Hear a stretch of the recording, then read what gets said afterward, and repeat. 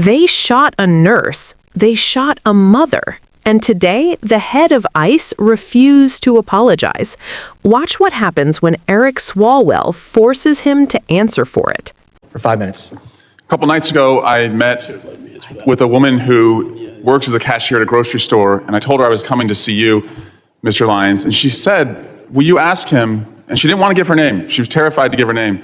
But she said, when I get off my shift around midnight and I walk through the parking lot to my car, she said, if somebody rolls up in an unidentified van and gets out wearing all black and their face is covered and they don't have any identification, and they ask me to get into the van, how do I know who they are?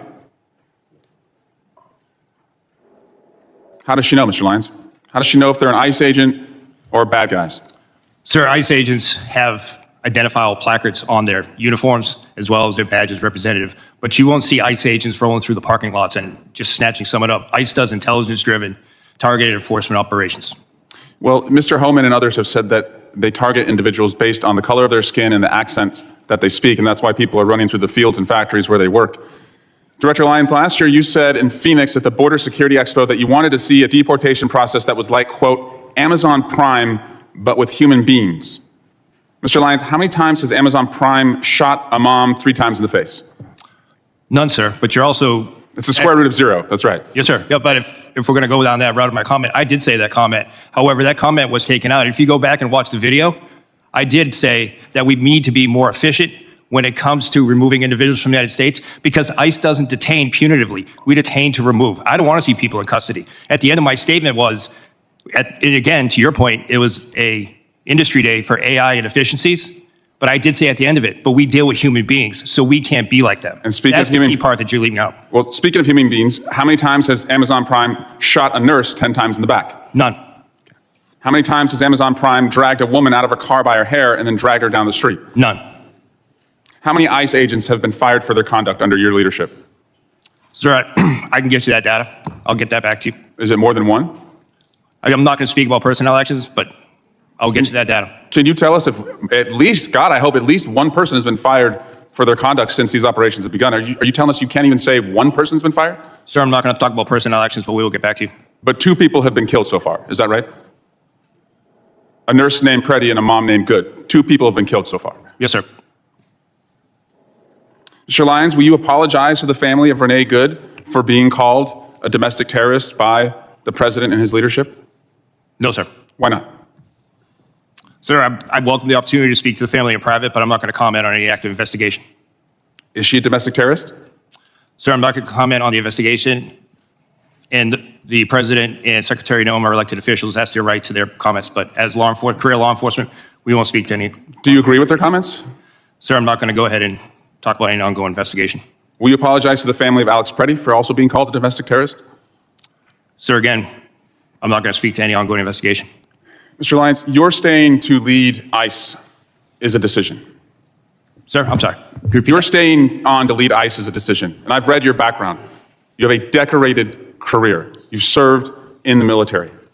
You are what I would call otherwise employable. I think most people would agree this is not the only job that you can get. But since you've been on this job, women have been dragged by their hair through our streets. A 6-year-old child battling stage 4 cancer has been deported, and it turns out he was a U.S. citizen. People are running through the fields where they work.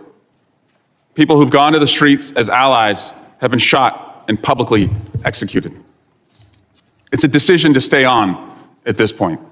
And considering your honorable service in the past and the dishonorable acts that those who have worked for you have conducted, and the disgraceful statements that the leadership above you have said, you now have a decision.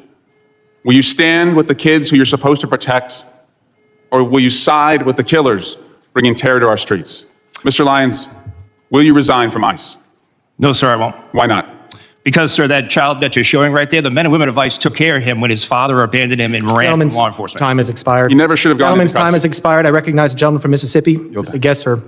Eric Swalwell didn't come to play politics. He came to force accountability. In this moment, the acting ICE director is confronted with something no amount of talking points can deflect. Real names, real families, real deaths. Renee Good, Alex Prey, a nurse shot 10 times, a mother shot in the face, a 6-year-old U.S. citizen with stage 4 cancer deported. And yet, when given the most basic human opportunity to apologize to a grieving family, he says no. This wasn't about immigration enforcement.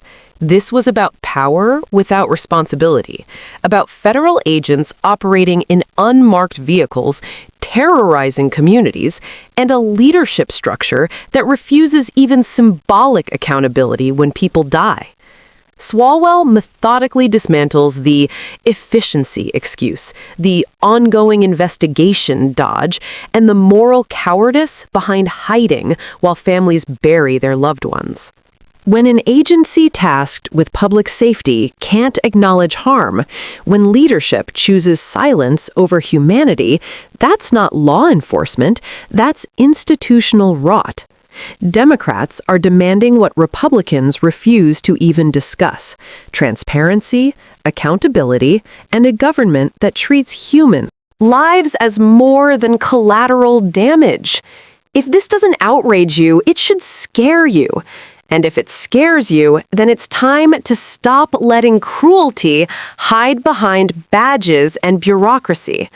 Watch the full video, share it, and demand answers, because silence is exactly what they're counting on.